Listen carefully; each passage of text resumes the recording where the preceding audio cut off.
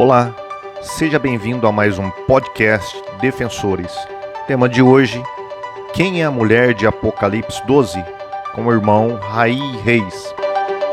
Quem é a mulher de Apocalipse 12? Leiamos. E viu-se um grande sinal no céu, uma mulher vestida do sol, tendo a lua debaixo dos seus pés, e uma coroa de 12 estrelas sobre a sua cabeça. Apocalipse capítulo 12, versos 1. Existem algumas interpretações para identificar quem seria a mulher citada em Apocalipse 12. O catolicismo ensina que é Maria. As igrejas calvinistas ensinam que é a Igreja de Cristo. Já o adventismo restringe, dizendo que a mulher é a Igreja Adventista. E a maioria das igrejas evangélicas ensinam que é a nação de Israel. Todas as interpretações concordam em 2 pontos: que o filho gerado pela mulher é Jesus e que o dragão é símbolo de Satanás. Vejamos o que diz o Adventismo. A mulher perseguida é um símbolo da Igreja de Deus e a obstinação desse povo perseguido. O plano de Deus se resume a uma igreja verdadeira, a mulher virtuosa de Apocalipse 12. Bem, no certificado de batismo da Igreja Adventista constam algumas perguntas que devem ser feitas ao candidato ao batismo. E na pergunta número 13 se lê: aceitam e acreditam que a Igreja Adventista do sétimo dia é a igreja remanescente de Deus na terra, conforme a profecia bíblica, e que pessoas de todas as nações, raças e línguas são convidadas a fazerem parte da sua comunhão? Bem, normalmente, quando combatemos os ensinos adventistas, eles dizem que o dragão está irado, pois se identificam como sendo a mulher de Apocalipse 12. A igreja remanescente, a única igreja verdadeira por guardar os mandamentos. Na verdade, o sábado. Bem, mas por que a mulher não representa uma determinada igreja? Se interpretarmos que essa mulher é uma igreja, nós estaremos fazendo uma inversão de valores. Por quê? Porque a igreja, ela surge a partir da ressurreição do Senhor Jesus, sendo Ele o cabeça da igreja. A igreja nasce com a ressurreição de Cristo. Aproximadamente 50 dias depois de sua ressurreição, no Pentecostes, a igreja é inaugurada. A igreja tem sua origem em Jesus, e não o contrário. A igreja vem depois de Jesus, e não Jesus depois da igreja. Vejamos: pois também eu te digo que tu és Pedro, e sobre esta pedra edificarei a minha igreja, e as portas do inferno não prevalecerão contra ela. Mateus capítulo 16, versos 18. Argumentam os adventistas que a mulher representa a igreja no decorrer da era cristã, e que as 12 estrelas representam os 12 apóstolos. Bem, é claro que a igreja é um projeto eterno de Deus, mas ela vem para o mundo concreto a partir da ressurreição de Jesus, sendo Ele o primeiro membro dessa igreja, assim como os apóstolos surgem no ministério de Cristo. Se a mulher representa a Igreja Adventista, formada em meados do século XIX, como poderia ela ter dado à luz ao Messias, claramente identificado no texto? Vejamos: e estava grávida e com dores de parto, e gritava com ânsias de dar à luz, e a sua cauda levou para si a terça parte das estrelas do céu, e lançou-as sobre a terra. E o dragão parou diante da mulher que havia de dar à luz, para que, dando ela à luz, lhe tragasse o filho. E deu à luz um filho homem, que há de reger todas as nações com vara de ferro. E o seu filho foi arrebatado para Deus e para o seu trono. Apocalipse capítulo 12, versos 2, 4 e 5. Bem, o texto diz que a mulher deu à luz. E sabemos que o Messias, Jesus, já veio? Se a Igreja Adventista dará a luz ao Messias, então Jesus não é o verdadeiro Messias, pois ele veio 18 séculos antes da Igreja Adventista existir. Logo, os adventistas ainda estariam esperando o nascimento do Messias. Fica claro a incoerência da interpretação adventista. Se a Igreja Adventista é a mulher, então onde foi que ela gerou esse filho? A Igreja Adventista já existia para gerar esse filho? Essa é uma pergunta que os adventistas precisam responder. Bem, mas vejamos quem verdadeiramente representa a mulher de Apocalipse 12. Leiamos novamente. E viu-se um grande sinal do céu, uma mulher vestida do sol, tendo a lua debaixo dos seus pés, e uma coroa de 12 estrelas sobre a sua cabeça. A mulher é um símbolo. Este grande sinal que aparece no céu tem um sentido espiritual. Sem discernimento, podemos dar à mulher qualquer sentido que quisermos. Comparando a Bíblia com a própria Bíblia, esse texto nos remete a Gênesis capítulo 37, versos 9 e 10, que faz referência ao sonho de José. Leiamos.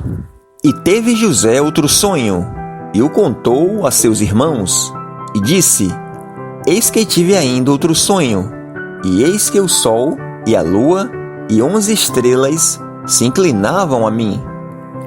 E contando-o a seu pai e a seus irmãos, repreendeu-o seu pai, e disse-lhe: Que sonho é este que tiveste? Porventura viremos eu e tua mãe e teus irmãos a inclinar-nos perante ti em terra? Gênesis capítulo 37, versos 9 e 10. Perceba que o sonho de José tem conexão com a visão de João no Apocalipse. José sonha com o sol, a lua e 11 estrelas.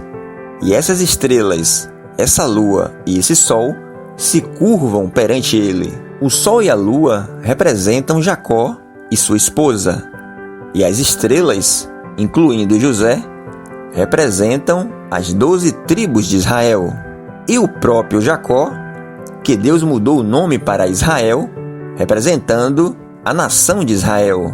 E é interessante que dos 12 filhos de Jacó, um é chamado Judá, e é justamente da linhagem de Judá, da tribo de Judá, que vem o Senhor Jesus, pois Jesus é chamado de leão da tribo de Judá.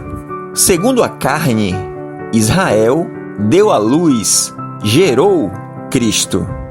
Vejamos mais evidências de que a mulher é símbolo da nação de Israel. O texto diz que a mulher vai para o deserto, e sabemos que Israel saiu do Egito e foi para o deserto. O deserto está ligado à nação de Israel. Outra evidência é que no versículo 7 aparece a figura de um personagem. Vejamos. E houve batalha no céu. Miguel e seus anjos batalhavam contra o dragão, e batalhavam o dragão e seus anjos. Apocalipse capítulo 12, versos 7. Esse personagem é o guardião de Israel, que no capítulo 12 de Daniel é conhecido como o grande príncipe, que é o arcanjo Miguel, que luta em favor de Israel. Vejamos, naquela ocasião Miguel, o grande príncipe que protege o seu povo, se levantará. Haverá um tempo de angústia tal como nunca houve desde o início das nações e até então. Mas naquela ocasião, o seu povo, todo aquele cujo nome está escrito no livro, será liberto.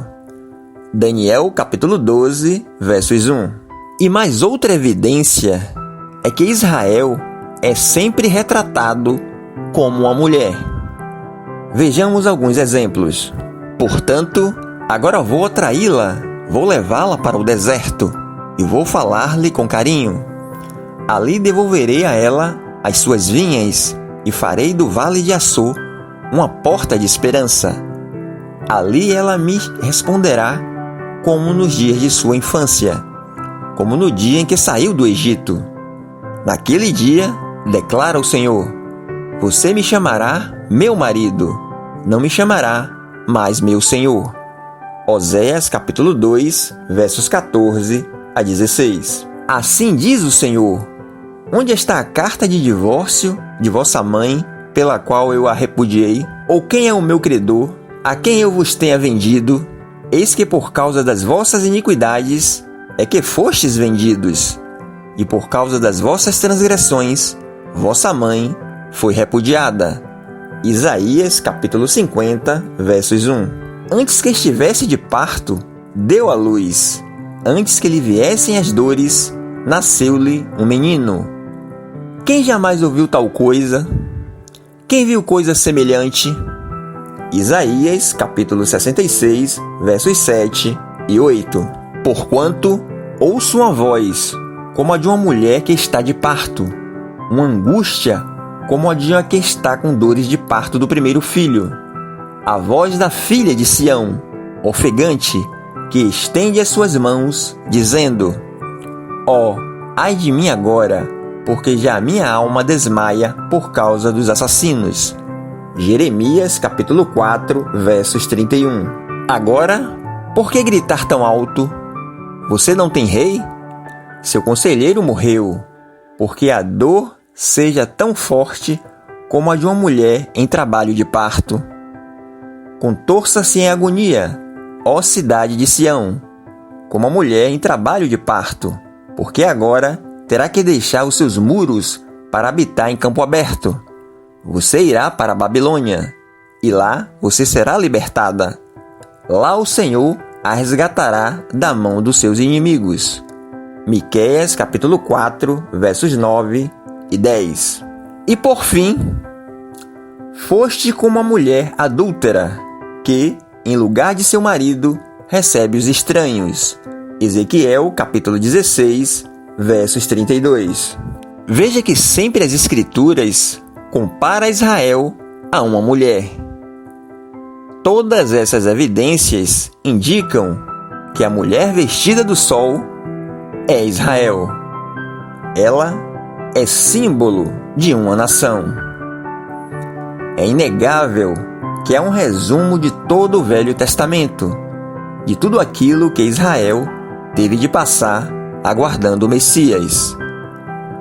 O período de escravidão no Egito, a peregrinação no deserto, a nação dividida, a conquista da terra prometida, o cativeiro na Babilônia, os impérios dominantes.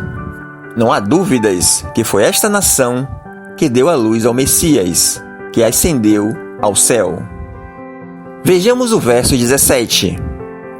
E o dragão irou-se contra a mulher, e foi fazer guerra ao remanescente da sua semente, os que guardam os mandamentos de Deus e têm o testemunho de Jesus Cristo. Aqui diz claramente que os perseguidos são os descendentes remanescentes de Israel. Os 144.000 são das 12 tribos de Israel, conforme Apocalipse capítulo 7, versos 4, e não os adventistas. Portanto, Apocalipse 12 não fala da igreja, mas da nação de Israel, do nascimento de Jesus, do diabo que perdeu a batalha contra Miguel, da nação que foi perseguida e do remanescente, os judeus que serão salvos. Na profecia de Apocalipse 12, tudo se encaixa, não fica fora do contexto. A revelação de Deus é perfeita. A mulher não simboliza Maria, não simboliza a igreja fundada por Cristo e nem tampouco a igreja adventista, mas sim a nação de Israel.